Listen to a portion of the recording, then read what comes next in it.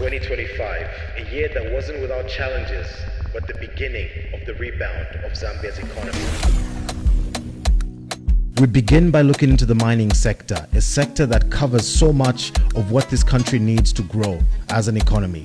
The copper rebound, moving towards 1 million tons of copper production, never before done in our history, with a production surge coming out of Barrick's Lumwana mine, with a 41% output jump, and expansions at Kansanshi and various mines, the revival of Mopani and KCM, the dewatering that has taken place at Luanshya mine, all that's leading to enhanced productivity that's creating more jobs, more revenues, an increase of copper production. Now, after a devastating drought of 2024, the 2025 harvest season was a major win. Our food security was back. The Comprehensive Agriculture Transformation Support Program led to a bumper harvest. Zambia achieved a record-breaking harvest of approximately 4 million metric tons of maize, never done before. Zambia is becoming more and more independent, including fertilizer independent. We became a net exporter of compound D fertilizer and completed a urea plant, significantly reducing the cost of farming inputs for local farmers, also making Zambia a net exporter.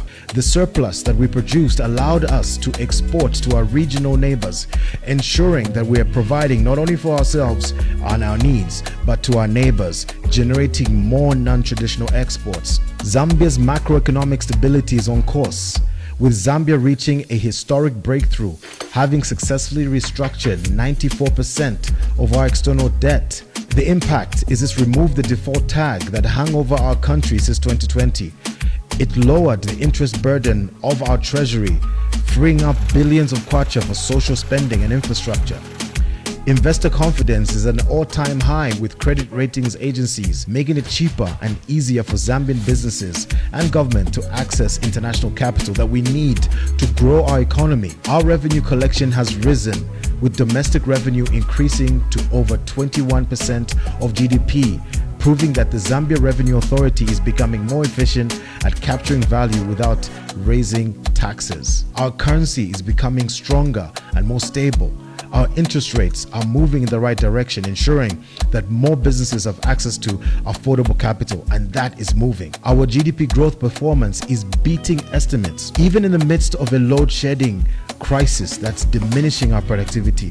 Zambia is still growing. But in order to address this crisis, the solar explosion was initiated by the president, Mr. Hakainde Hichilema, with 2025 being a pivotal year for energy diversification to reduce the dependency on the Kariba Dam. The solar explosion that led to the initiation of enormous projects like the 100 megawatt Chisamba power plant. So many power plants are coming into fruition, getting to 1,000 megawatts of solar power, which has never been done before in the history of our country. The tourism sector grew like never before, with arrivals of international tourists being on track to getting to 2.4 million by the end of 2025, setting a new historical record for our country. Zambia is truly back on track, back in the Champions League, and more can see it and feel it as they come to our great country.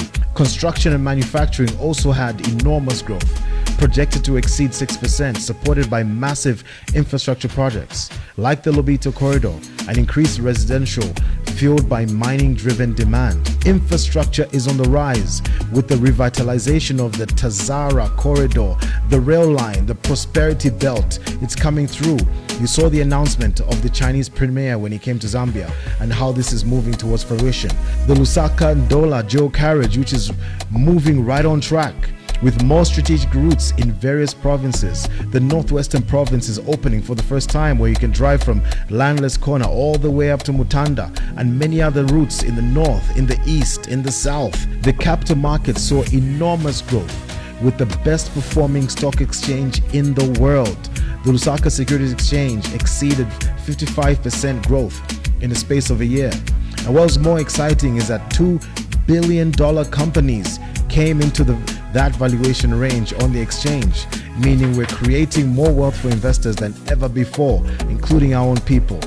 From a social perspective, we had cash for work, and the president created the State House Desk for Drivers, never done before in the history of our country, which is working for the betterment of that particular sector and the stakeholders concerned.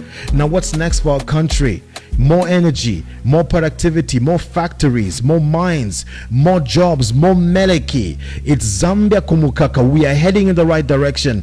2026 is going to be yet another year of growth, and Zambia is on the trajectory for takeoff, where the quality of life for every citizen will certainly be rising and be better. Let's make this country great together. Let's go.